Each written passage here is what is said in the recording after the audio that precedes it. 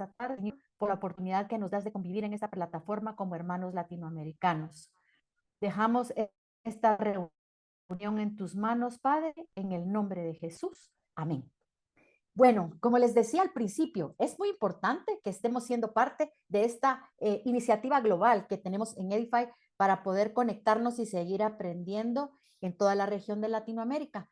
Yo los insto a que no solamente participen hoy, tenemos 4 sesiones que son muy importantes, cada una con objetivos especiales y contenidos distintos que nos van a ayudar a seguir aprendiendo y poder ir enriqueciendo nuestras experiencias de una manera conjunta. Tengo el privilegio de presentar en esta tarde a Diana Galindo Ruiz. Realmente quiero confesarles algo, me ha sido muy difícil poder escoger qué presentar de ella. Es su experiencia, es de tal envergadura que no puedo más que agradecerle a Dios la oportunidad de que nos dio de ponerla en nuestro camino para poder compartir todos juntos. Así que empiezo por decirles que Diana es educadora especial, psicóloga y psicopedagoga, con un posgrado en intervención psicoeducativa en trastornos del espectro autista. Tiene un diploma superior en necesidades educativas, prácticas inclusivas y autismo, maestría en psicopedagogía, licenciatura en psicología. Tiene una acreditación para entrevistas del diagnóstico del autismo impresionante. Tiene un curso de sensorial, alimentación, lenguaje y aprendizaje, análisis de la conducta, estrategias cognitivo-conductuales para la regulación y su número de teléfono.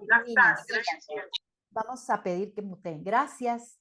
Neurociencias y aprendizaje escolar, neuropsicoeducadores en proceso, procesos cognitivos involucrados en el aprendizaje de la escritura, disciplina positiva en el aula, educador con valores y método Montessori.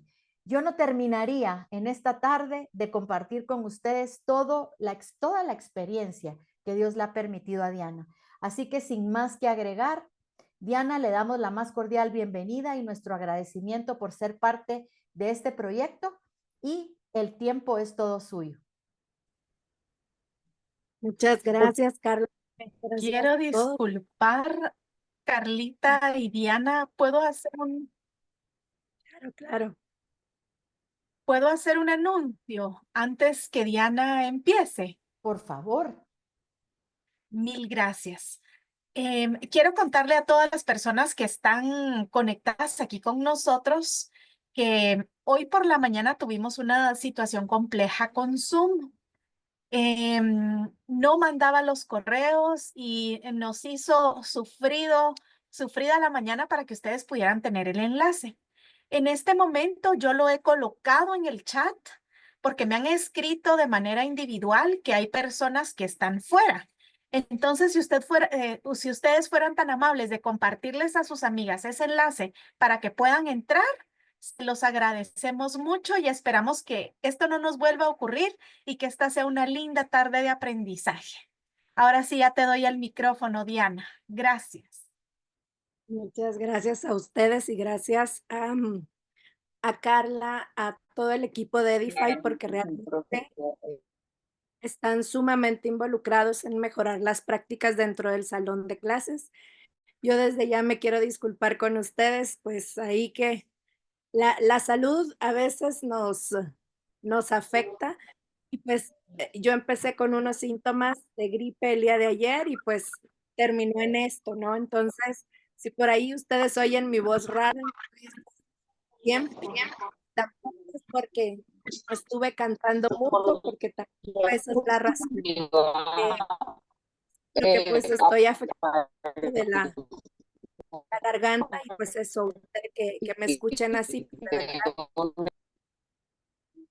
Espero que todos me escuchen bien y con claridad y si en algún momento no me escuchan, les pido con toda confianza que puedan hacérmelo saber en el chat, levantar su mano y notificarnos, porque la idea es justamente poder aprovechar al máximo esta actividad. Así que desde ya muchas gracias por su comprensión y su empatía, porque creo que todos hemos estado así más de alguna vez, pero vamos a intentar y seguramente vamos a lograr poder finalizar esta sesión con mucho éxito.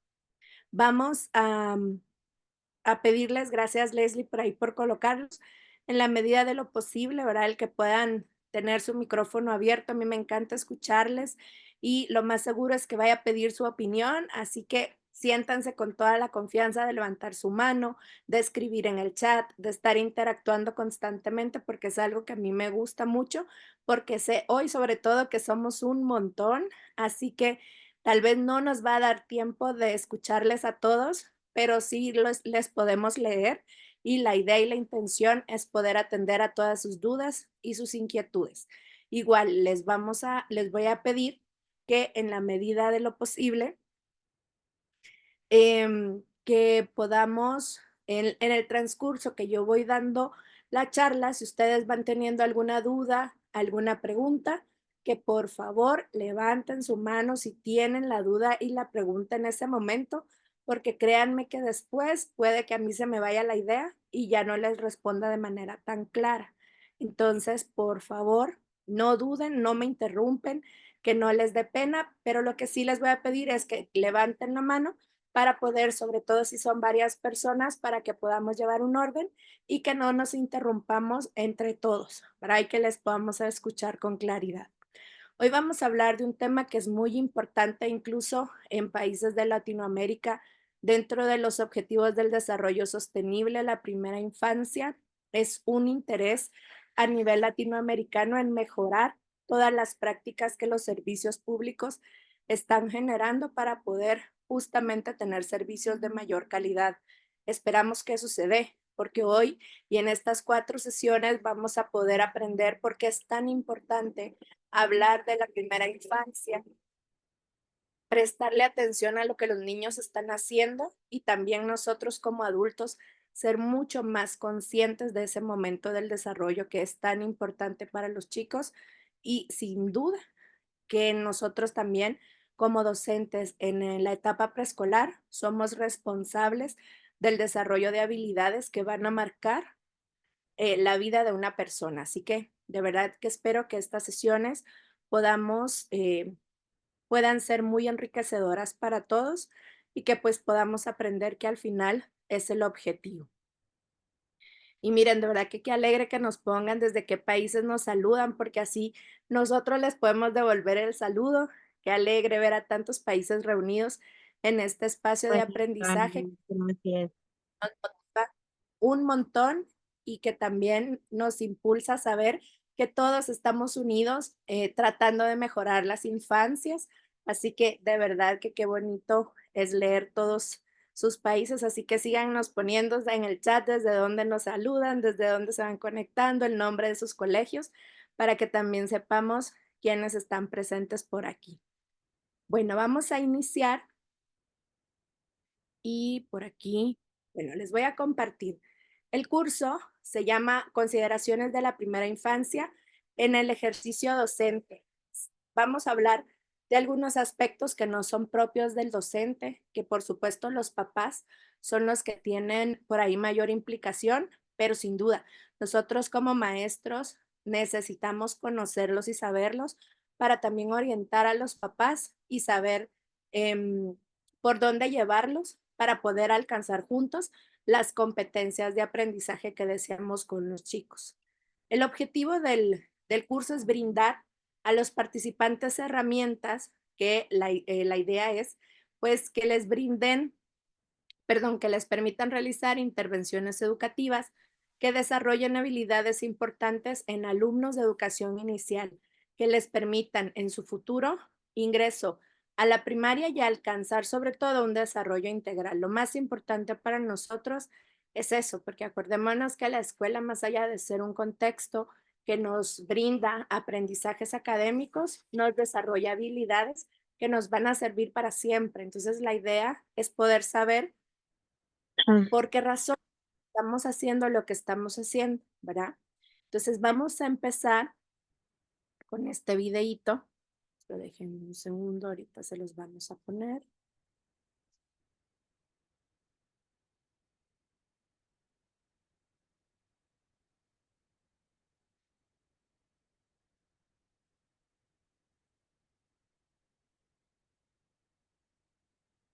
Denos un segundo, ahorita vamos a poner el video.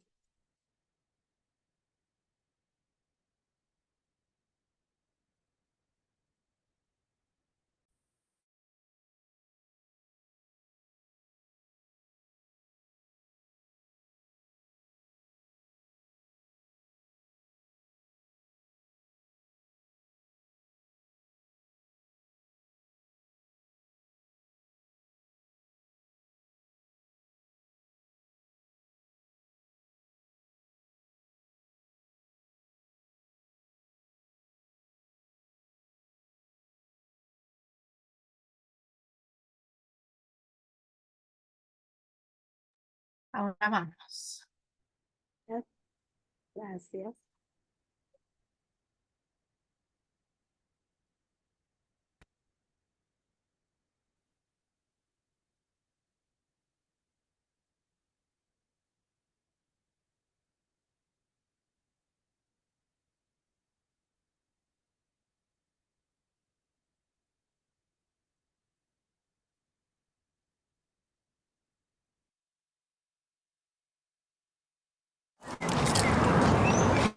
Ô Gael, quantos anos você tem agora? Quanto é isso? E antes, você tinha quantos anos? E depois? 2, E depois? 3, E quantos anos você vai fazer no seu próximo aniversário? 4 vezes eu vou fazer. Depois 7 anos. Sério, filho? E depois? Depois eu vou ficar um adulto. The brain never stops developing until you die. If you're 100 years old and you learn something that you didn't know before, your brain makes new connections. But the most rapid period of brain development is in the first few years. Babies learn more in the first 3 years of life than they will ever learn again. They learn more rapidly from 0 to 3 than they will learn from 10 to 13 or 20 to 23 or 30 to 33. There are critical periods in development where the brain's structures are just waiting for the environment to show how does this culture do things. A volte mi sono sentita spesso dire il bambino ha bisogno di imparare, è una sorta di vaso da metterci dentro dei saperi. No, non è vero, non è questo. Non è una tabula rasa dove tu appoggi i tuoi saperi, le tue competenze. L'importante è vedere il bambino come capace di avere tanto dentro, di avere tanto da insegnarti. So the only way that children can achieve this amazing capacity for learning and exploration, that all depends on the fact that they have a very secure, stable, loving set of caregivers, people who are taking care of them. Probably the most significant discovery is that brain development is influenced as much by the environment as it is by genetics. Beginning at birth, actually even before birth. The experiences that a young child has, the interactions a child has with people, literally gets under the skin and into the brain and affects how brain circuits are made, how the architecture of the brain is built. So early experience literally shapes the architecture of the developing brain. Learning begins literally from the time that babies are born, and there's even some evidence that there's learning inside of the womb. I think that what you see when you watch a child walk into a preschool that is curious and eager to learn is a child who's had positive experiences before he even got to preschool. He's had nurturing and responsive parents. He's been in a safe environment. He's had good health and nutrition. That child comes with a set of skills and a set of interests in life, in exploring, in playing, in socially playing well with others, that a child that doesn't have those experiences doesn't come with. The children whose development is at risk are children who live in very difficult circumstances. Not a bad day here, a bad day there, but chronic, constant days, weeks, months, years where there's very little positive interaction, where the home may be just very disorganized, not because parents don't love their children, but they're overwhelmed by their own life circumstances. Oftentimes, as societies, we fail to support parents in providing them the support they need for their children. That's when we start to see an immediate sort of child's toxic environment start to build. High levels of stress, high levels of conflict, lack of food, lack of nurturance. We know all of that together is a toxic environment because it's not allowing the child to develop to their full potential. The way people parent is heavily influenced by the way they were parented. And whether adults have the skills and the capabilities to provide a safe, stable environment for children is determined by whether they themselves were raised in a safe, stable environment. Somewhere along the line, the cycle has to be broken. And the science is telling us you can't bypass the adults. All families face challenges today, and our goal as a community, as a society, as countries, should be to support them as they nurture their children. You know, they use the term, it takes a village, and I don't think they mean that as a lot of people taking over your child. What they mean is that we help you raise your child as a community, and that's what we're after. In the United States, we've conducted these studies that show what is the benefit of $1 of investment in the early years of the child. What we found when we only consider these more limited objectives like earnings and employment and things like crime, that we find that each dollar invested pays back over the lifetime about $7, which is a very high return. The mother, this whole notion of the human capital invested in the child, the greatest part of which is the mother's, that love is an important part of the economy, which typically is not fully recognized in the society. Why, knowing what we know about how important this early childhood time is, it's so important for the success of their future, for their future IQ, for their future health. If it's so important, why do we act like it's just the mother's job to take care of that baby, or just the family's job? Why are we not saying this should be the job of our entire society? Why is this not the job of our governments? Why is it not the job of industry to help protect this little baby?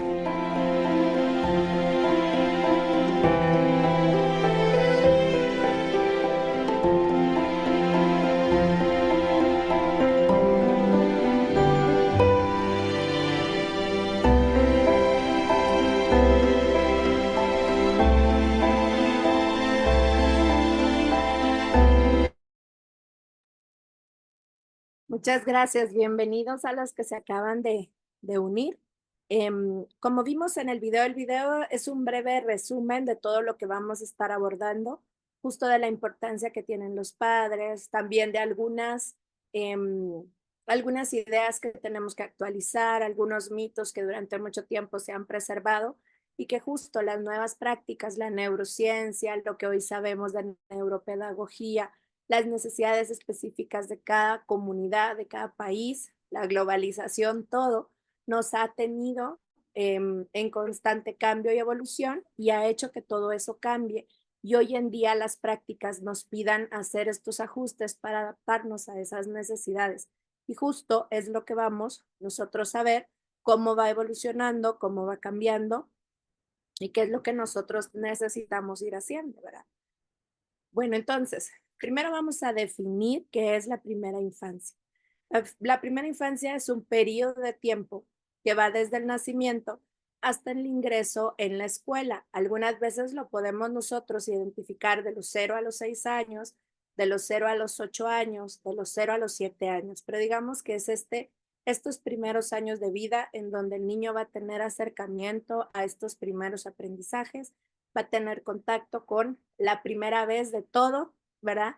Y justamente por eso es tan importante, porque no solo son tiempos en donde el cerebro en ningún momento vuelve a estar tan listo, tan preparado y tan abierto a aprender como en estos años. Por eso son realmente importantes y sentan las bases de lo que el niño va a poder hacer durante la etapa primaria. Entonces, es la etapa más importante durante el ciclo vital de los seres humanos. Las oportunidades de aprendizaje son fundamentales para garantizar que todos los niños y niñas desarrollen todo su potencial en la vida. Y aquí es importante aclarar, para lograr esto no se necesita ni llevarlos a un programa especializado de estimulación temprana o de atención oportuna o de nada.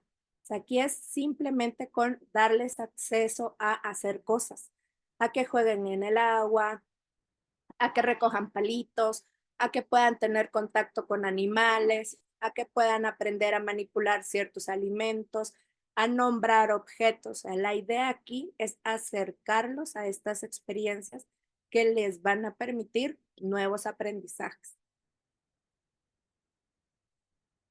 Permítanme y los voy a mover para acá. Ok. Es importante entonces considerar, y hoy el modelo de abordaje que se hace hacia la niñez no va enfocado nada más en la parte cognitiva.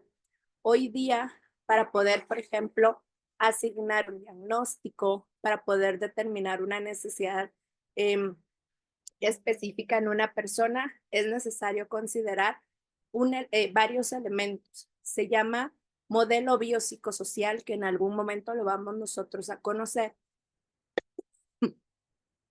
que nos va a permitir poder hacer este análisis de elementos biológicos, de la biología de la persona, de su cuerpo, de su cerebro, de todo su funcionamiento orgánico. También psicológico, cómo está funcionando su cerebro, qué es lo que su cerebro hace para aprender a cosas en general, ¿verdad? Y social, que es justamente en donde interactúa. Hace unos días escuchaba a una psicóloga dando una entrevista que estaba hablando de justamente todos estos neuromitos que hoy aclaran, y hablaba que hoy día es mucho más importante el código postal que el código genético, porque hay una gran carga de todo lo que nosotros aprendemos a hacer en el contacto cotidiano y sobre todo en el contexto en donde yo me relaciono. Contexto familia, contexto en dónde está mi casa, a qué tengo acceso, cómo juego, con quiénes juego. Todo eso es realmente muy importante. Entonces, en el abordaje que nosotros debemos hacer en la primera infancia, es importantísimo considerar 4 esferas en el desarrollo. El desarrollo sensoriomotor, el desarrollo del lenguaje, el desarrollo cognitivo y el desarrollo socioemocional. ¿Qué es cada uno de estos? Bueno, todo lo que tiene que ver con el aspecto cognitivo, y esto es importante aclarar, cognitivo no es lo mismo que académico, ¿sí? Lo cognitivo sí nos permite alcanzar aprendizajes académicos, pero no es un sinónimo. Todas las habilidades cognitivas son aquellos procesos mentales que nos van a permitir desarrollar el pensamiento y solucionar problemas, ¿sí? Entonces, todo a lo cual nosotros nos enfrentamos constantemente es, si yo como un niño de 2 años no me puedo poner el zapato, ese es un problema para mí. Entonces, ¿cómo soluciono eso? ¿Cómo puedo yo hacer algo para que pueda aprender a ponerme el zapato? A los 2 años, eso es un problema, pero toda la esfera cognitiva son estas habilidades que nos permiten a nosotros decir, bueno, ¿cómo resuelvo esto? Pues pido ayuda y que me lo ponga mi mamá, o abro el zapato para que pueda meter el pie, o le quito la cinta, o le quito o sea, empiezo a encontrar posibles soluciones para poder resolver un problema. También tiene que ver con la percepción, los procesos de percepción de la información, la memoria, el razonamiento, la creatividad y el lenguaje. Todos estos sumados van a ser la esfera cognitiva. Entonces, para que un niño desarrolle su esfera cognitiva, tiene que ponerla en práctica. Es decir, yo lo tengo que llevar a que haga cosas, a que cometa errores, a que intente, pero también que yo le explique cómo hacer las cosas antes para que pueda hacerlo y que pueda hacerlo bien, a su ritmo, a la velocidad que pueda y de la manera en que más fácil se le haga, pero que pueda hacerlo, ¿sí? También la esfera psicosocial o socioemocional que nos va a permitir no solo el desarrollo de la personalidad del niño y de sus habilidades interpersonales o sus habilidades sociales, sino también a poder desarrollar un autoconcepto, es decir, un concepto propio de sí mismo, a poder identificar, reconocer y gestionar sus propias emociones, a poner estas emociones en práctica con otros a través del desarrollo de habilidades sociales y conductuales. ¿A qué nos referimos con conductuales? No tiene que ver con que se porte bien o mal, no. Tiene que ver con que sus conductas sean adaptativas, es decir, que sean las esperadas en el contexto en donde se desarrolla. Entonces, es adaptativo, por ejemplo, que un niño en una actividad formal de los adultos, pues tenga que permanecer más tranquilo, que tenga que estar sentado, a diferencia de una piñata o una celebración de cumpleaños, que pues requiere que esté haciendo bulla, relajo, que participe en las actividades, que quiebre la piñata, etc. También la esfera del lenguaje, cuando hablamos específicamente del lenguaje, no hablamos únicamente de hablar, sino hablamos del desarrollo de la intención de comunicarse y del uso adecuado del lenguaje, ¿sí? Entonces, esto va a requerir que el niño tenga vocabulario, que comprenda el lenguaje, que lo pueda utilizar, también que pueda usar su cuerpo para comunicarse, como aquellos niños que usan lengua de señas para hacerlo, o que acompañe gestos que puedan ayudarle a darse a entender con un grupo de personas, ¿sí?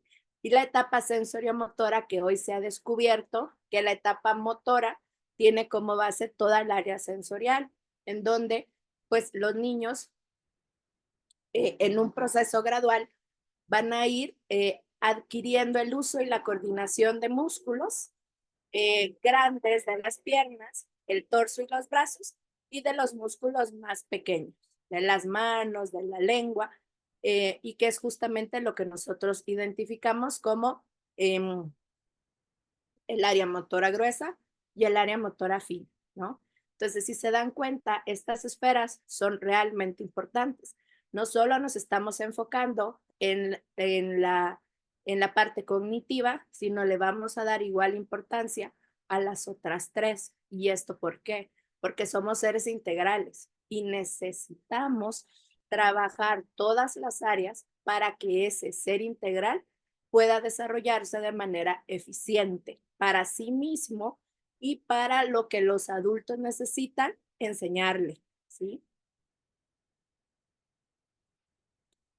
Ok, durante este proceso necesitamos entonces, pues, desarrollarnos y sobre todo alcanzar competencias. Cuando hablamos de competencias, es todo aquello que yo necesito hacer para ser funcional en las diferentes edades cronológicas. Y aquí es a donde vamos a ir conociendo e identificando qué es lo que se espera que un niño haga, por ejemplo, al año de vida, a los 2 años, a los 3 años. ¿Qué es esperado? Algo que es muy importante considerar es que al ser esperado, no quiere decir que todos los niños lo van a hacer de la misma manera, sino nos sirve para tener una línea base de dónde partir para identificar alarmas en el desarrollo de los chiquitos, ¿sí? Entonces, esto no quiere decir que todos los niños lo van a hacer en el mismo momento, pero sí se espera que lo hagan en cierto momento, si no, nos tenemos que alarmar, pero no preocuparnos, pero sí hacer algo al respecto, una evaluación, una observación, para poder determinar si todo está bien en el desarrollo de ese niño y si no, pues está pasando algo a nivel de un trastorno del neurodesarrollo, por ejemplo. Entonces, ¿qué es el desarrollo? Pues el desarrollo es un proceso de reconstrucción y reorganización permanente. A mí me gusta mucho esta definición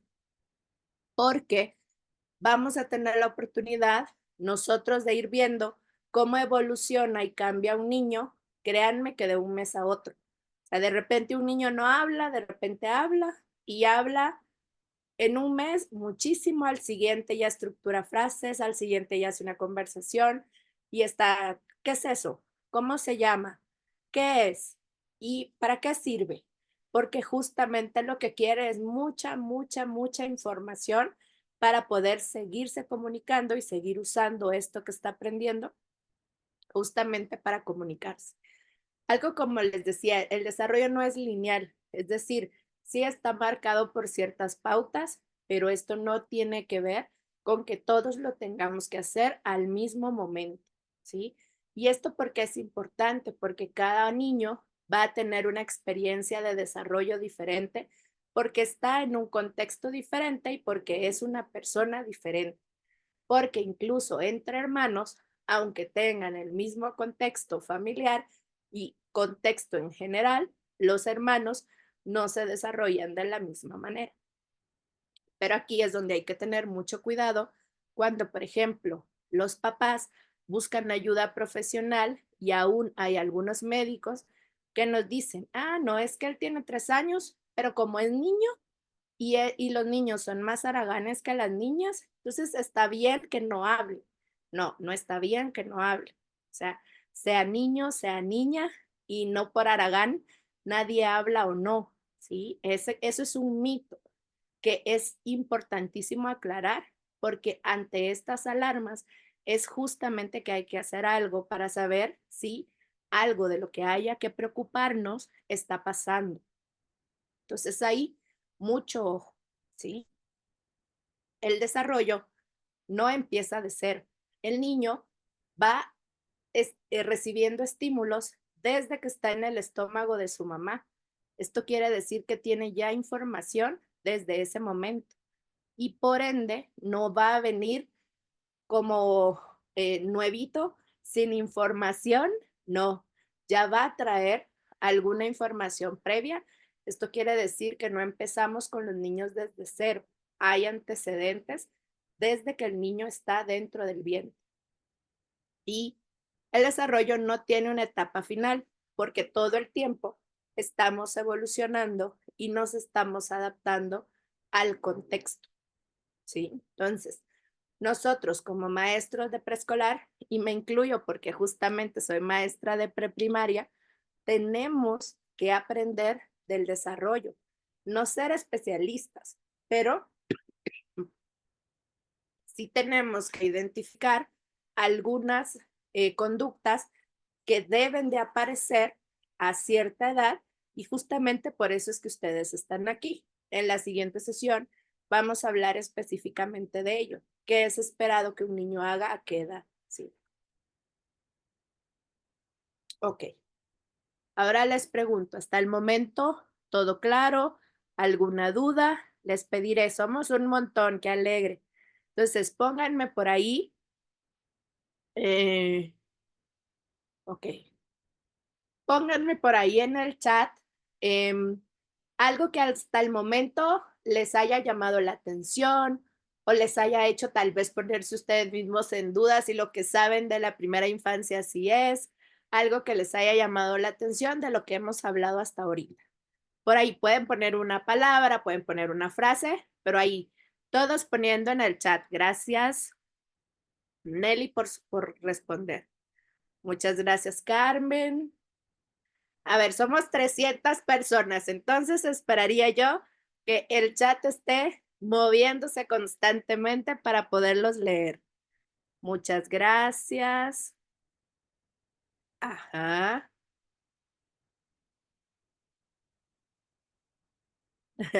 La paciencia, miren qué importante. Sí, cuando hablamos de costumbres, procesos, que no se empieza desde cero. Ajá. A ver. Sí, qué privilegio participar en la vida de los chicos. Así es, Rebeca, es un gran privilegio, porque dejamos una huella muy importante y no es por llevarnos las de que nuestra participación es muy importante, pero sí realmente sentamos un precedente en sus habilidades. Muchas gracias, la importancia de la familia. Pero Rebeca, aquí estamos aclarando que los infantes no son tábulas rasas, no vienen como una tabla nueva, ya hay información genética que traen, entonces sabemos que no vienen así. Ya hay algunos datos por ahí que ya traen. Ok. Pero eso es sin el, Carmen, sin la intención de hacer daño. Simple y sencillamente, muchas veces el niño en el desconocimiento lo que hace es reaccionar desde esa falta de información. Aquí los que tenemos que ser correguladores de sus conductas somos nosotros, de sus emociones, porque les tenemos que mediar y modelar qué es lo que se espera que hagan, porque no saben. A ver, sigamos. Qué bonito leerlos a todos. Cada niño es diferente, que creo que esa es una gran conclusión. Dejar de lado todos los mitos y creencias. Cada niño es distinto. El niño es exacto. Sí. Son como esponjas, sin duda. Por eso es que tenemos que tener tanto cuidado, porque después estamos diciendo, pero ¿cómo aprendió a hacer eso? Y ahí no somos conscientes que nosotros lo estamos haciendo. Cada niño es un mundo interesante, sí. Están en un constante aprendizaje y absorben todo. Cada niño es único. Así es. Sí. Ok, qué bonito leerlos a todos.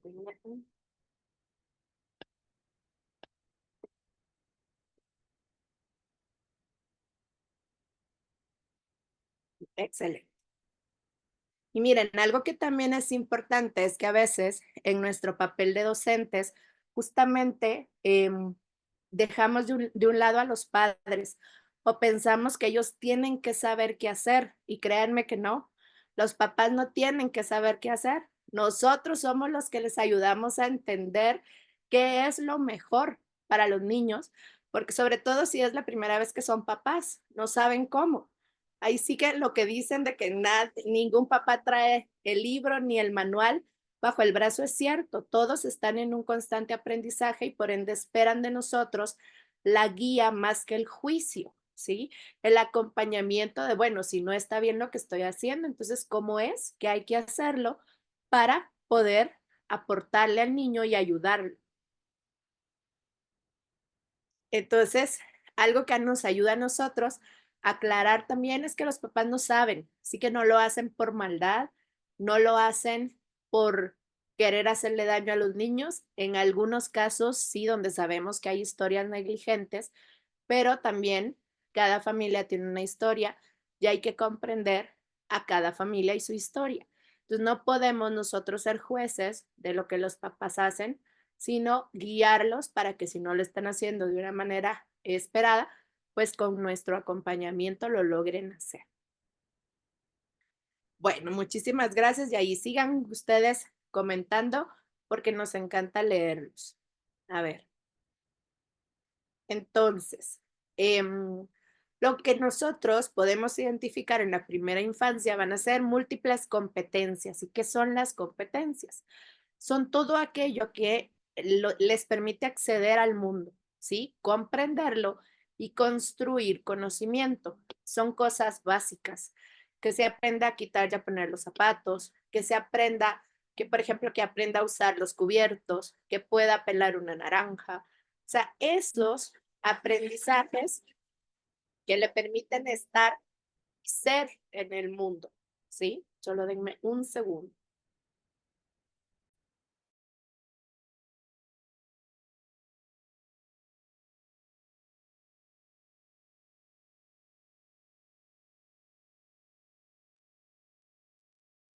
Ahí estoy, ya volví. Entonces, Todas estas competencias lo que nos van a permitir es que el niño pueda adaptarse, comprender el mundo y poder construir conocimiento. ¿Y cómo lo va a hacer? A través de vernos a nosotros regar las plantas e intentar hacerlo, vernos a nosotros barrer y traer la escoba e intentar hacerlo, porque lo que están haciendo es tratar de adaptarse a este mundo que es en donde van a estar, ¿sí? Entonces, después, estas se van reorganizando y lo que pasa es que se van volviendo cada vez más complejas, ¿sí? Obviamente al inicio un bebé se mueve y se mueve porque lo que está haciendo es reconociendo su propio cuerpo, identificando que tiene manos, que tiene piernas, que tiene cabeza y que las puede mover. Y luego se da cuenta que las mueve y que las mueve con una intención, con la intención de tirar la pacha, para que uno la recoja y la vuelva a poner y él la vuelve a tirar y uno la vuelve a recoger y se vuelve algo divertido para él, porque ya tiene una intención, pero al inicio no lo tenía. ¿Cómo lo aprendió a hacer? Porque lo necesitó hacer.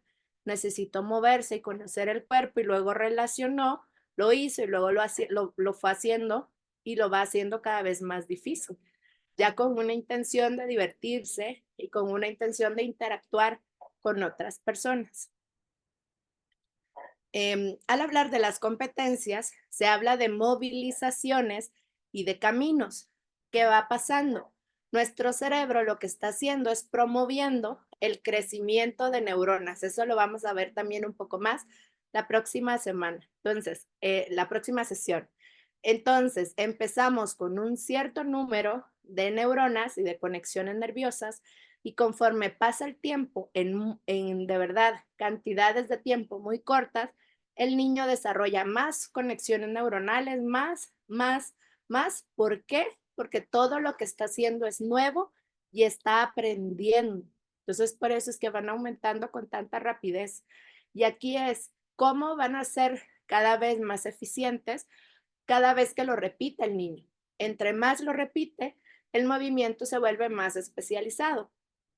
Es lo que nos pasa, por ejemplo, cuando aprendemos a manejar bicicleta. Al principio no entendemos cómo es la coordinación de nuestros pies y empezamos intentando, nos caemos. Lo intentamos, nos caemos. Así estamos, en un constante, hasta que nuestro cerebro entiende cuáles son los movimientos que necesita para mantenerse dando vueltas y en equilibrio. Y entonces lo podemos hacer de tal manera que esas conexiones son tan enraizadas que si nosotros lo dejamos de hacer 10 años y lo volvemos a hacer, nuestro cerebro lo recuerda, pero porque lo hicimos muchas veces. Eso es lo que les pasa a los bebés cuando van adquiriendo estas competencias. Lo van haciendo de lo más fácil a lo más difícil porque el cerebro también se va volviendo más, está haciendo conexiones más fuertes que le permite hacer movimientos cada vez más complejos. Entonces, ¿qué pasa? Si yo dejo a un bebé, si lo dejo llorando, que ese es otro mito también, que tiene que llorar para que sus pulmones maduren. No, nadie necesita madurar sus pulmones fuera. Ya eso está hecho adentro. Por eso es que estamos suficiente tiempo adentro y si no, hay algunas inyecciones que se les aplican a los bebés para lograr esto. Pero llorar no fortalece los pulmones. Al contrario, si yo lloro es porque tengo una necesidad básica y lloro para avisar que necesito algo. Entonces, si no lo satisfacen, en algún momento voy a dejar de llorar porque no estoy recibiendo la ayuda que necesito. Y es justamente lo que el cerebro está aprendiendo. Si yo lloro y llega alguien conmigo, yo ya sé que cuando llore por una necesidad específica, porque tengo hambre, porque tengo el pañal sucio, porque me duele el estómago, voy a tener la respuesta de alguien que me va a ayudar a resolver esto. Entonces, si yo no lloro, pues aprendo y entiendo que nadie va a llegar a hacerlo. Así funciona el aprendizaje en los niños. Entonces, si yo dejo llorando a un niño y no tiene el reforzamiento de un adulto que le dice, sí, muy bien, lo hiciste súper, vamos, tú puedes. Entonces el niño no sabe si lo que está haciendo es lo que se espera y puede que deje de hacerlo, porque no está recibiendo este reforzador de parte de alguien, verlo, estar con él, jugar con él. Esos son los reforzadores que el bebé necesita. No necesita para que desarrolle todas sus habilidades un programa de estimulación oportuna, no, sino necesita que un adulto cercano, su cuidador o sus papás puedan estar reforzando constantemente todo esto que necesita. Ok. La competencia entonces de los bebés evoluciona del hacer al saber hacer y su movilización, una de las características les permite transformarse en poder hacer. Pues como les digo, yo puedo mover mi cuerpo, ya sé hacer algo con mi cuerpo, luego sé hacerlo, sé cuándo mover mis brazos, cuándo mover mis piernas y luego qué puedo hacer con ellos. Puedo tirar objetos para que alguien los recoja y yo interactúe con el adulto.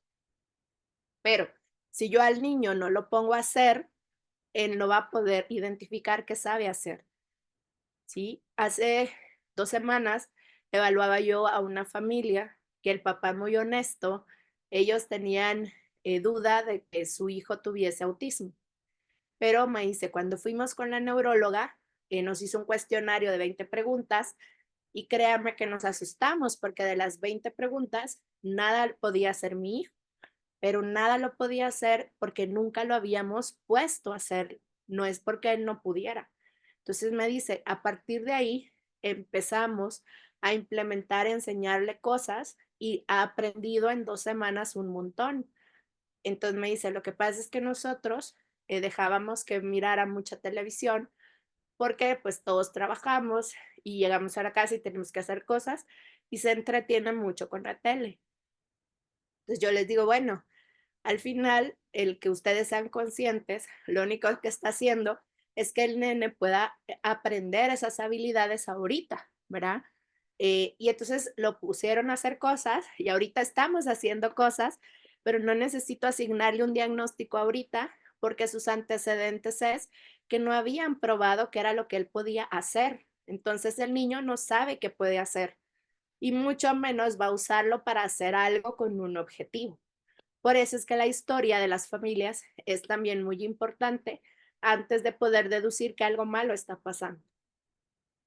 Ok. La transformación entonces de las competencias va a permitir que los bebés logren una progresiva reorganización. Entonces, constantemente están identificando que pueden hacer algo, saben que lo hacen y lo hacen ya con un fin. Entonces, están todo el tiempo aprendiéndolo y luego lo quieren ir perfeccionando. Y ya no agarran una cosa, sino agarran 2, ¿sí? Y de eso se trata. Eso es lo que buscamos en el desarrollo de los chicos, el desarrollo de competencias. Y las competencias justamente son capacidades generales que van a posibilitar los haceres, saberes y el poder hacer que los niños manifiestan a lo largo de su desarrollo. Entonces, esto es muy importante porque son conscientes que lo pueden hacer. ¿Y cómo? Si uno les enseña a los niños a hacerlo, ellos después le dicen, espera, yo tengo una sobrina, tiene 2 años y 4 meses, y con ella he aprendido muchísimo, porque cuando agarra algo y quiere hacerlo, le digo, espera un momento, te voy a explicar cómo para que tú lo puedas hacer y luego te lo doy. Entonces, ya así lo hacemos. Entonces, luego lo agarra, lo intenta y lo hace. Entonces ahora ella cuando está haciendo algo, le dice a mi papá el otro día, espera un momento, la nena te dice. Entonces, bueno, entonces ella explica cómo se hace y ya para que uno haga lo mismo que ella. Al final ya es consciente de lo que puede hacer y eso es lo que debemos de alcanzar con los chiquitos, que puedan identificar lo capaces que son de hacer las cosas, independientemente tengan un diagnóstico o no. Puede tener discapacidad intelectual, pero muchas habilidades y a veces no lo vemos. Entonces si el niño es consciente de lo que sabe hacer y de lo que puede hacer, entonces va a hacerlo. y va a ser más fácil que logre alcanzar competencias, ¿sí? Ok. Entonces, las competencias se van a considerar una capacidad general o un recurso del funcionamiento cognitivo. ¿Sí? Les repito, cognitivo no tiene que ver con académico. Cognitivo nos permite resolver problemas. Entonces, entre más alternativas le doy a un niño para resolver un problema, le estoy facilitando hacer las cosas. Y él puede identificar que sabe hacer las cosas, ¿sí?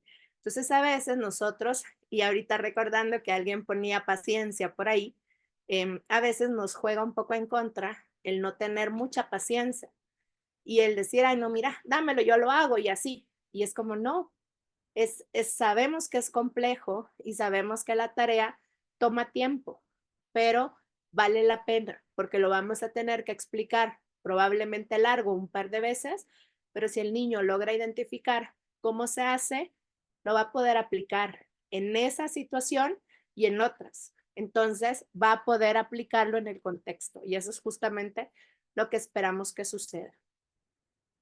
Ok, aquí hay algunas competencias que usualmente es como las vemos en las diferentes tablas.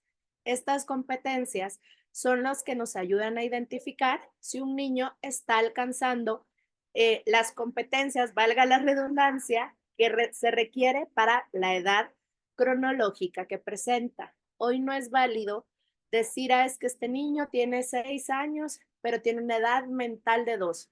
No, porque eso no lo podemos determinar. Aquí es solamente lo que podemos determinar por medio de lo que el niño hace. Entonces, un niño puede que tenga una edad del desarrollo de 2 años en el desarrollo motor, pero tal vez de 18 meses en el desarrollo cognitivo y tal vez de 24 meses en el desarrollo del lenguaje y probablemente de 24 meses en el desarrollo social. ¿Y está bien? Sí. ¿Por qué? Porque no todos los niños son iguales. Y justamente porque puede ser que yo me haya enfocado más en trabajar un área con él o sea más habilidoso en una de las áreas. Entonces eso es esperado. Pero si se dan cuenta, está manteniendo digamos que parámetros similares en las edades que va presentando. ¿Sí? Y para eso es que nos sirven estas tablas. No es para estresarnos, tampoco es que sean mentira, no. Nos sirven para nosotros saber si necesitamos empujarlos en algunas áreas y ponerlos más pilas en otras para poder desarrollar más sus habilidades y por ende darles más alternativas y más opciones en su desarrollo. Ok. Como aquí sé que todos son maestros de preprimaria o tienen contacto con chiquitos de preescolar, les vamos a pedir, según la etapa, la edad con la que ustedes trabajen, déjennos en el chat una competencia que ustedes han observado en un niño y en la edad en la que se acostumbra a observarse.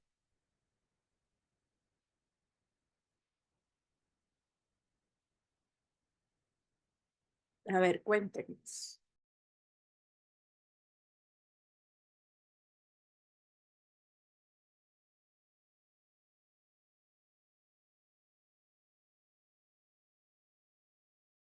Gracias, Rosa. Ahí está la competencia y en la edad más o menos en la que ustedes lo han observado. Con mucho gusto, Mónica.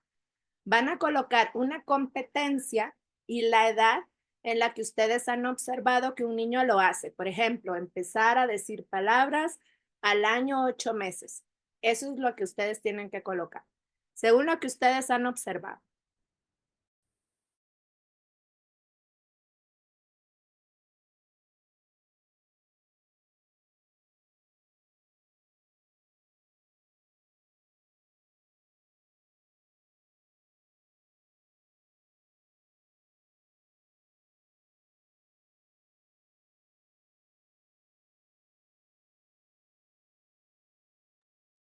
Muchas gracias. Por ahí estamos viendo. Expresan sus pensamientos e ideas a los 5. son independientes a los 6, caminar al año, su lenguaje más claro a los 3, seguimiento de instrucciones y rutinas a los 3. Justamente esas son las competencias que nosotros necesitamos identificar para poder confirmar que el niño está aprendiendo de la manera que él necesita para ser funcional a su edad. Ahí sigan poniendo, porque somos un montón, así que les voy a dar un chance.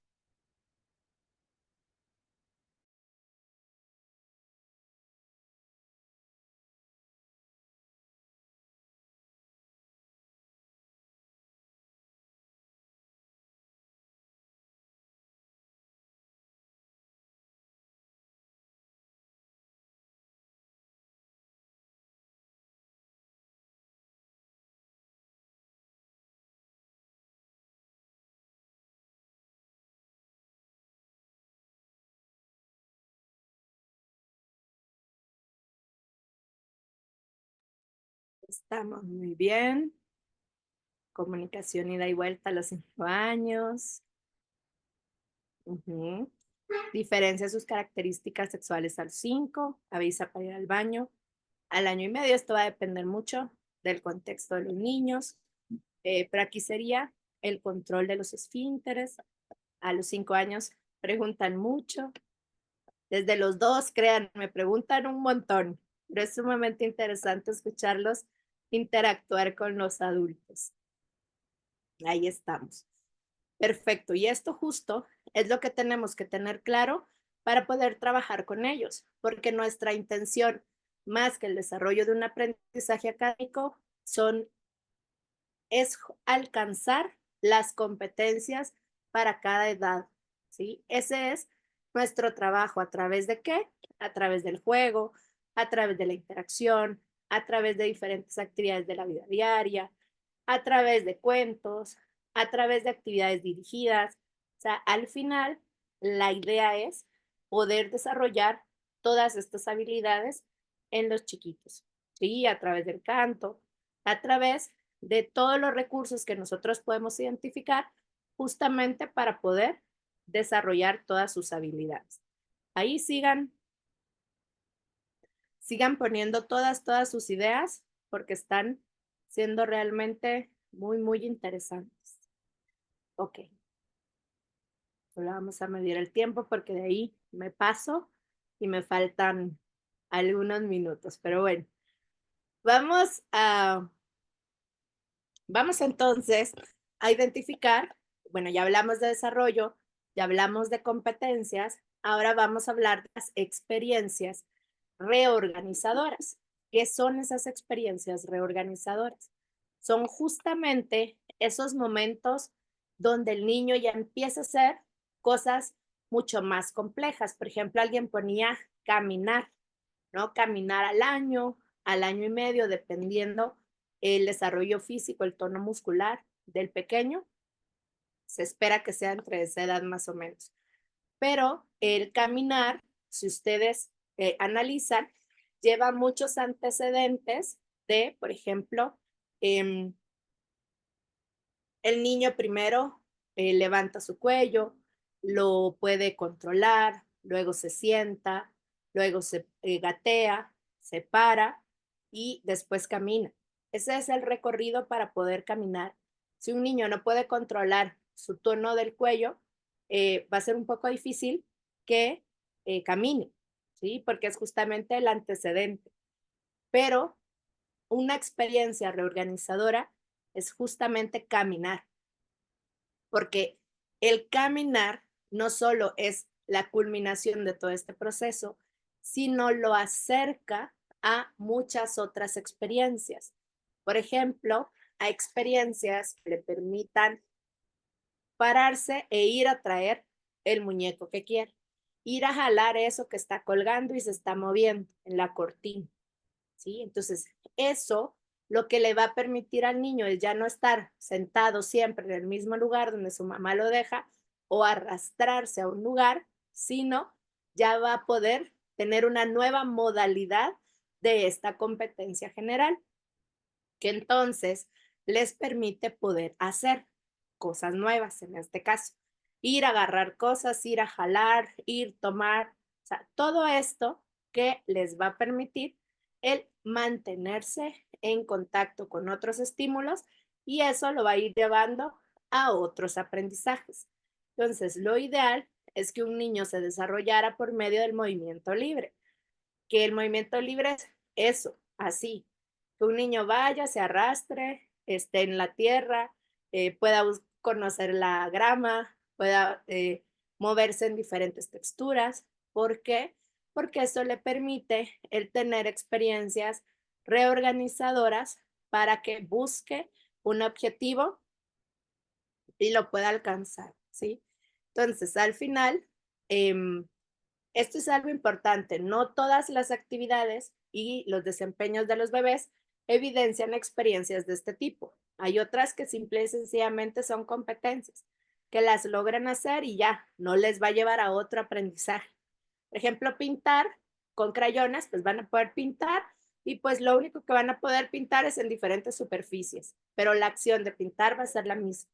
En cambio, van a ver, por ejemplo, usar una cuchara puede llegar a ser una experiencia reorganizadora porque no solo le va a servir para comer, sino le puede servir para, con una pala, para sacar tierra, le puede servir para sonarla con un tambor, le puede servir para hacer más cosas. Entonces, aprender a usar una cuchara es una experiencia reorganizadora porque me abre una serie de opciones del uso de la cuchara, aplicarlo a diferentes experiencias.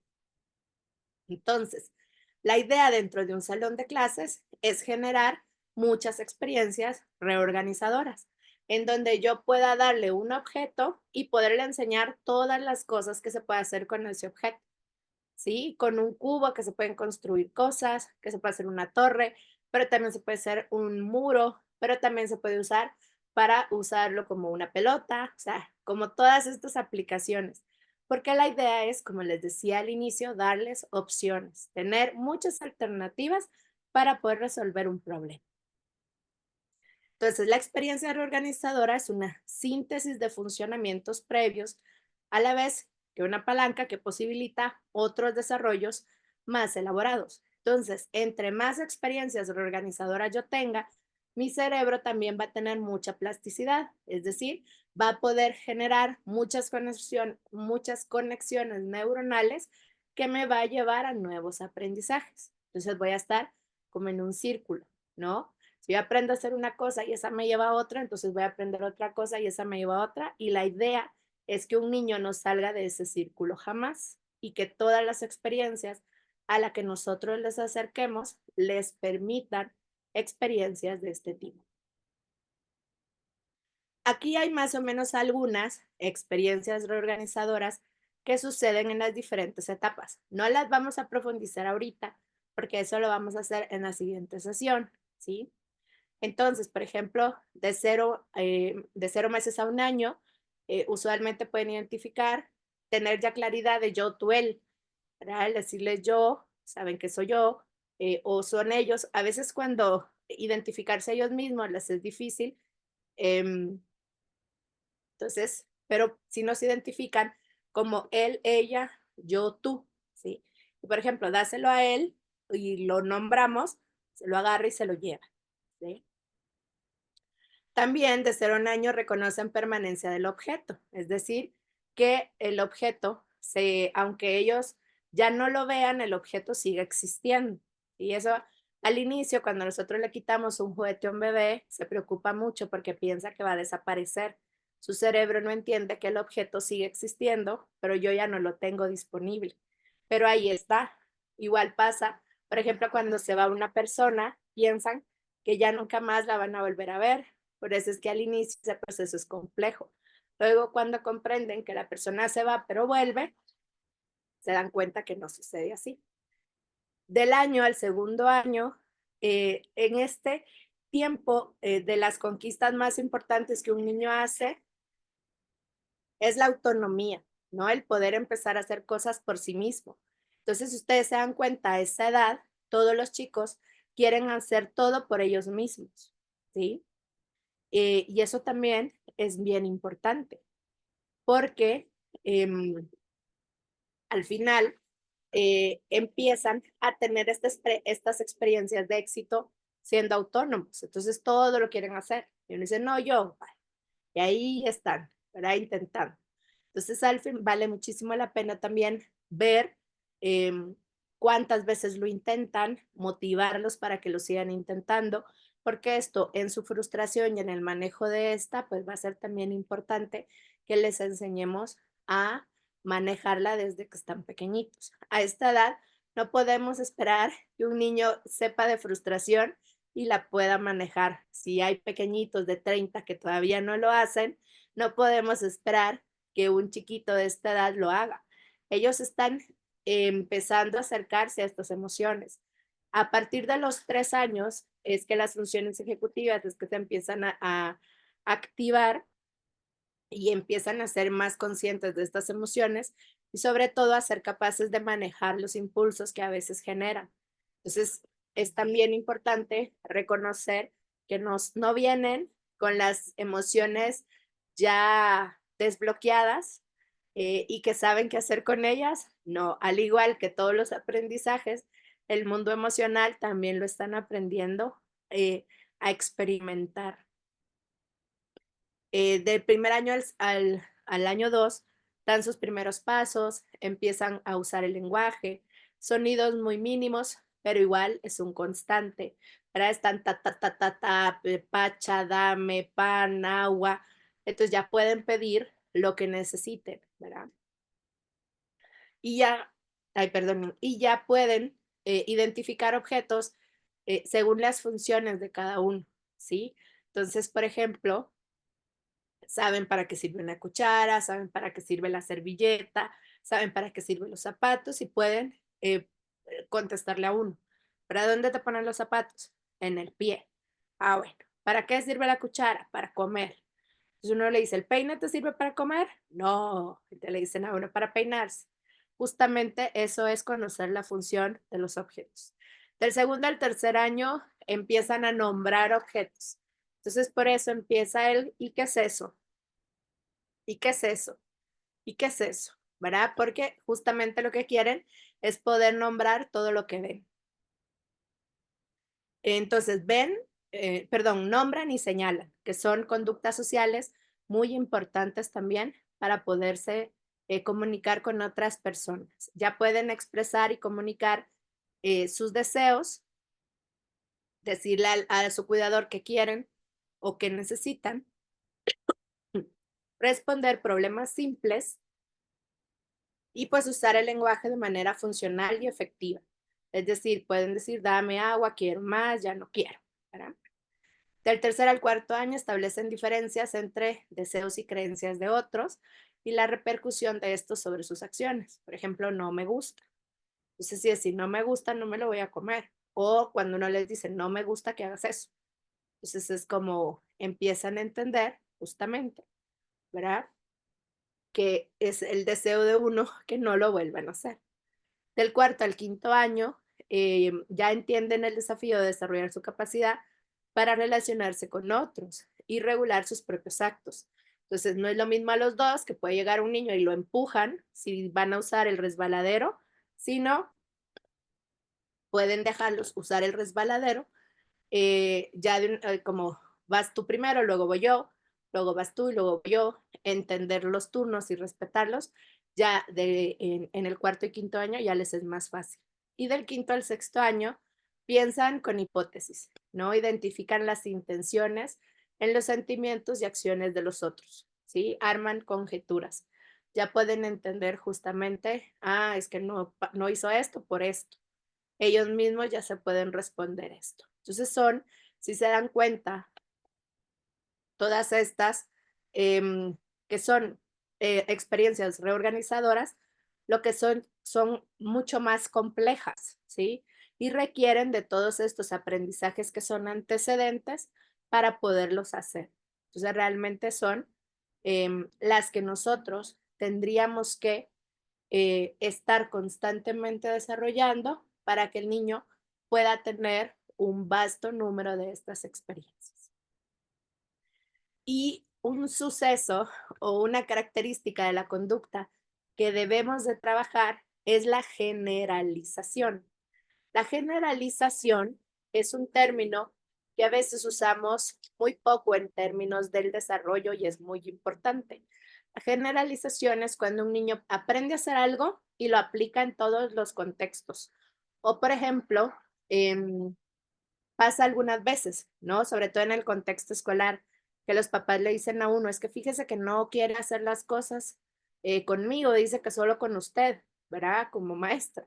Y entonces ahí están los papás peleándose con el niño porque no quieren hacer las planas. ¿Verdad? Entonces no pueden hacer las planas, que solo con usted. Y entonces la mamá lo pone y nada, el papá nada, la abuelita y nada. Entonces al final ahí no hay generalización porque el niño no está haciendo lo que está aprendiendo en el colegio en otros contextos.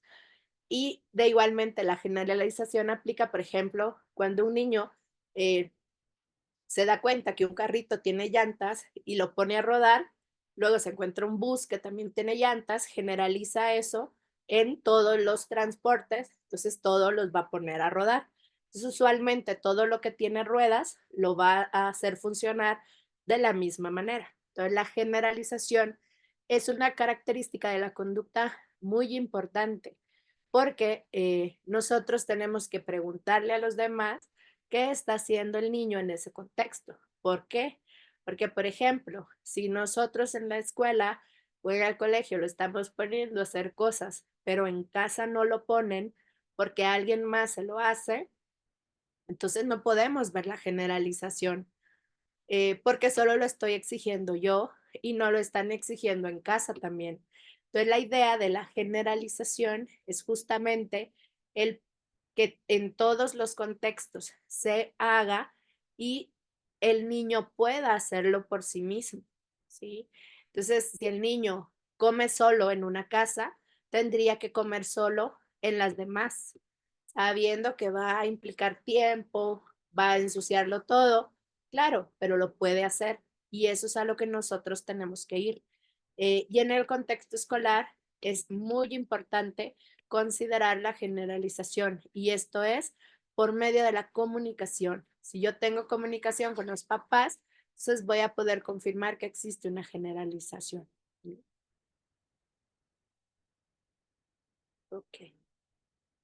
Y la generalización, otro ejemplo, va muy de la mano con el juego funcional o simbólico. Porque, por ejemplo, cuando un niño empieza a ver que los cuchillos sirven para partir y uno los usa en la mesa, ellos usualmente cuando empiezan a tener juguetes con forma de cuchillo, lo usan igual, ¿sí? Eso también es generalización. Por eso les digo, es que nosotros somos los que tenemos que darnos cuenta de qué es lo que estamos haciendo con los objetos, porque eso es lo que van a aprender a hacer los niños. Entonces, si queremos que lo aprendan a hacer o a usar de manera correcta, nosotros lo tenemos que usar de esa manera para que los chicos lo aprendan a aplicar de esa forma. Bueno, ¿qué factores son importantes considerar entonces para alcanzar las competencias en el desarrollo? Usualmente, aquí hablamos de dos, el ambiente y la genética, ¿no?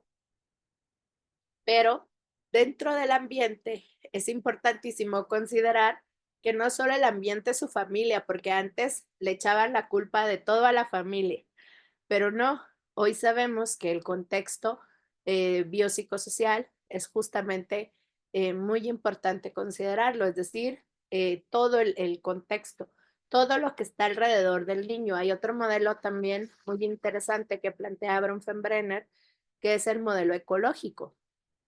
El modelo ecológico donde el niño es el centro de una serie de sistemas que lo van a afectar directamente, que va desde la familia, la iglesia, la escuela, la comunidad, hasta las redes sociales, la televisión, los medios de comunicación, porque al final lo está consumiendo el niño, ¿sí? Y el niño está siendo parte de ese sistema indirectamente, pero creo que todos hemos visto hoy en día videos de TikTok donde vemos a niños chiquititos bailando lo mismo que están bailando los adultos. Al final es algo que hoy día estamos observando. Así que claro, se están adaptando a una generación diferente, pero qué tan eficiente es para el cerebro del niño que esté en contacto con ese tipo de plataformas a tan temprana edad, ¿verdad? Entonces eso también es algo que nosotros tenemos que evaluar y considerar. Entonces, estos factores son dos, la crianza y el ambiente. Dentro del ambiente hay consideraciones pre, peri y postnatales, es decir, que pre es antes del embarazo, antes del nacimiento, durante el embarazo, es decir, si la mamá tuvo cuidado médico, si consumió ácido fólico, si tuvo una buena alimentación, si no consumió ninguna droga, o sea, si no estuvo cerca de personas que estaban fumando, en contacto con algunas sustancias tóxicas. Todo eso es importante considerar.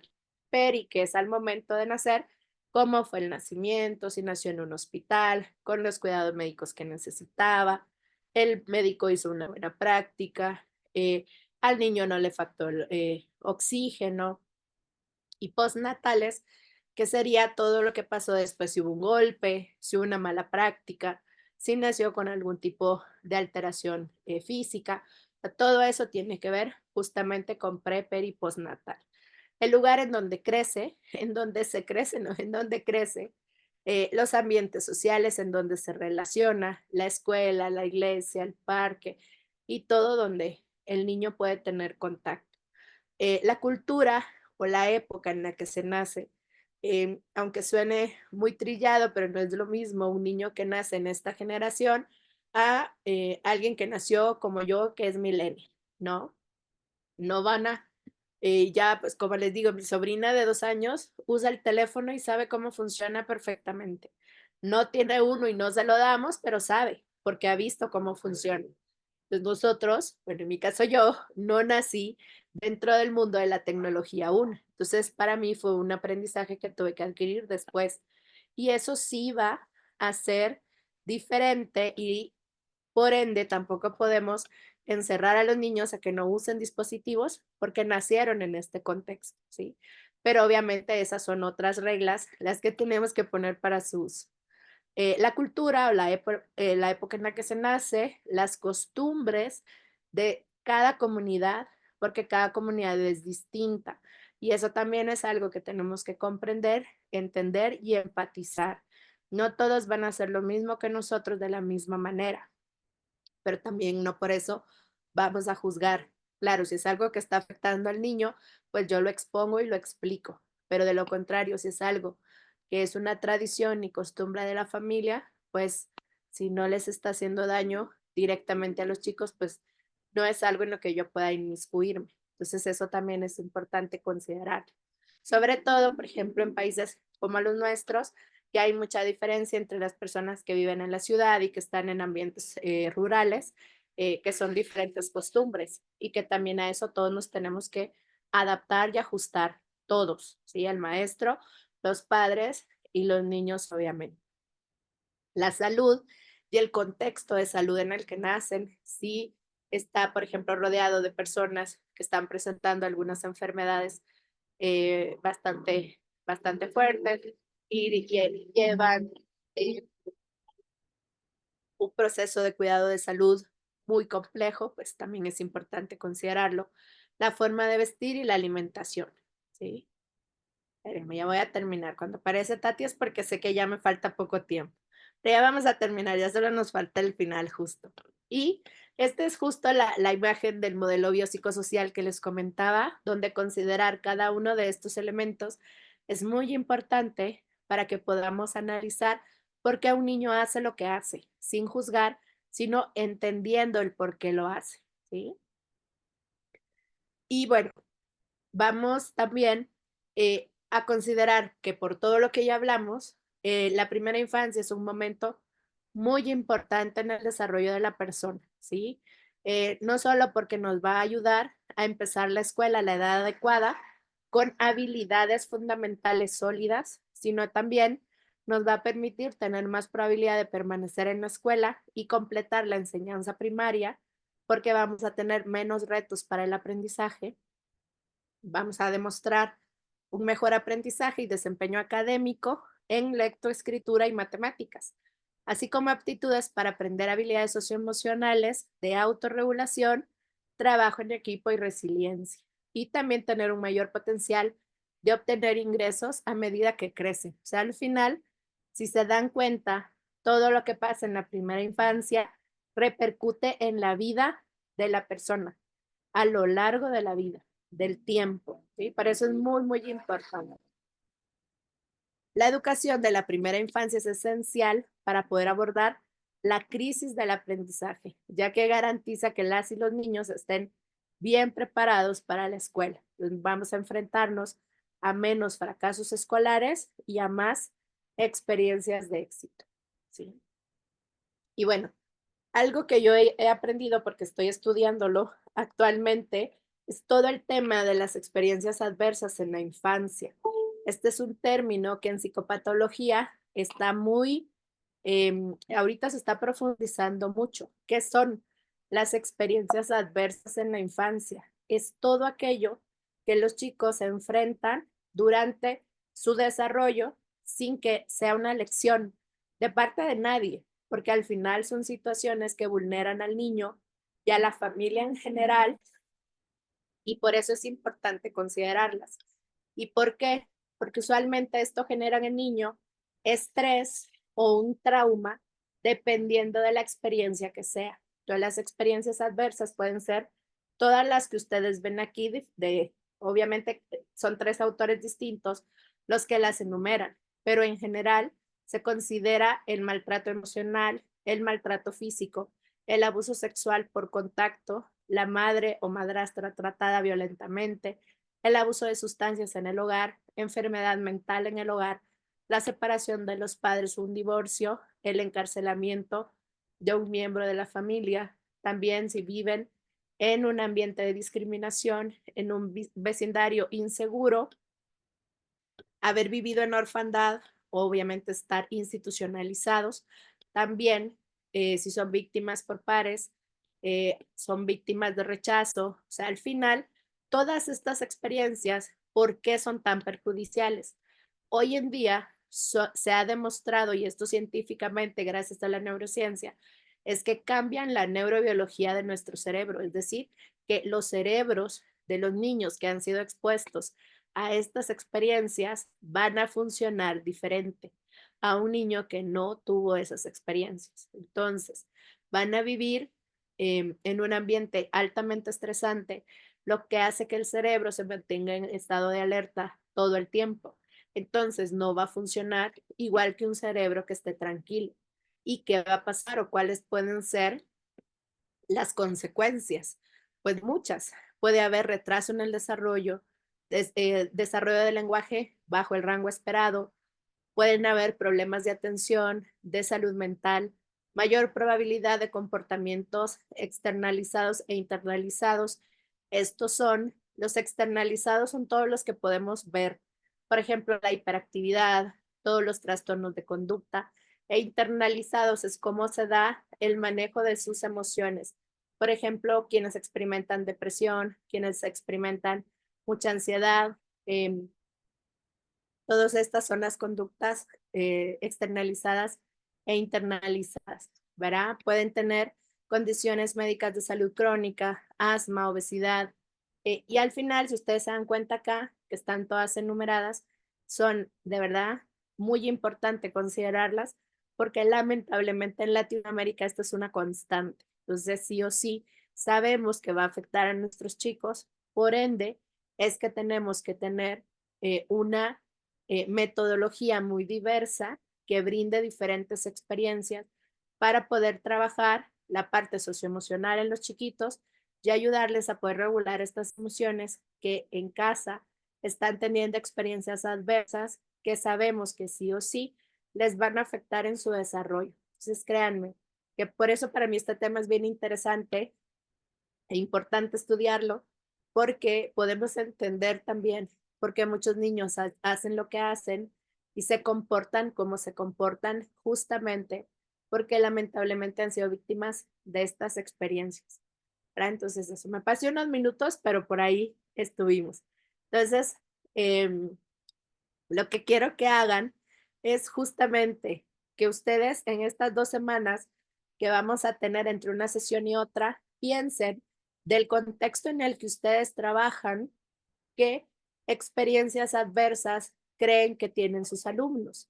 Y es justamente algo que vamos a mencionar la próxima semana para que podamos profundizar un poco más, no solo cómo afecta esto en el cerebro, sino estas consideraciones que tenemos que hacer como maestros al momento de estar enseñando, que no todo tiene que ver con las estrategias que se usan en el salón, sino a veces tiene mucho que ver con la empatía que yo como maestro experimente hacia las experiencias que mis alumnos están teniendo en casa.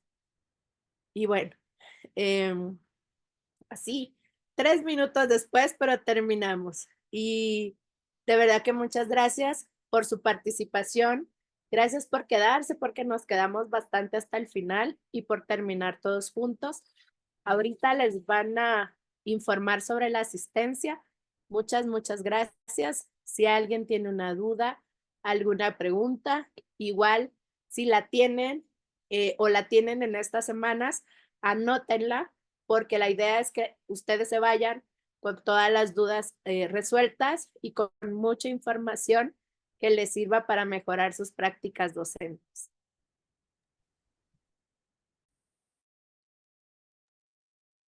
Muchísimas gracias, Diana. Yo creo que todos queremos darte un aplauso físico y también un aplauso virtual. Me acompañan a darle un aplauso a Diana. Qué excelente disertación. Aprendimos de muchísimos temas y creo que nos vamos con la idea sobrepasada de lo que esperábamos. Así que muchas gracias, Diana, por tu presentación. Excelente. Yo iba leyendo ahí los comentarios y muchos agradecimientos, personas que dicen valió la pena la noche en la que estoy conectada porque tenemos unas horas adelante en otros países. Y pues gracias Latinoamérica por estar conectados todos en esta sesión. Quiero tomar un tiempo para poder dar algunos anuncios. El primero, y con este buen número que tenemos de personas conectadas, desde Edify Guatemala queremos brindarles una disculpa a todos los presentes y a los compañeros de los presentes que no se pudieron conectar. Tuvimos una situación compleja con Zoom y esto no nos permitió dejar ingresar a todas las personas que estaban inscritas. Les pedimos una disculpa muy sincera y queremos contarles que todas las personas que se inscribieron van a recibir un correo con la grabación de este video, además de los materiales, la copia del video para que ustedes puedan darle una repasada al tema y también contarle a las personas que ustedes conocen, porque incluso recibí mensajes de mi amiga no logró, mi directora, las otras maestras. Entonces, por favor, sean nuestra voz y comenten con estas personas que no lograron entrar, que van a estar recibiendo toda la información. Nos disculpamos de corazón y estén atentos al correo que van a recibir para la siguiente sesión, porque estas sesiones se van a poner mejor que como estuvieron hoy. Quiero compartir en este momento la información de la sesión. Nos volvemos a ver el 20 de febrero, que eso es en una semana. Luego vamos a dejar una semana de por medio. Y luego nos volvemos a ver el 6 y el 20 de marzo en los horarios que son para cada país. En el caso de Centroamérica, 5 de la tarde, y luego vamos viendo los otros horarios para los países de América Latina que también nos siguen. Entonces, con esto les damos la invitación y también les contamos que les va a llegar una post-evaluación, le llamamos nosotros, donde ustedes pueden evaluar todo este proceso para que nosotros podamos servirles siempre de la mejor manera. Para Edify Guatemala ha sido un gusto tenerlos y será en otra ocasión que nos volvamos a ver, por supuesto en una semana. Que tengan una buena noche, una buena tarde y estamos para servirles. Hasta pronto. Gracias, Diana. A ustedes, feliz noche a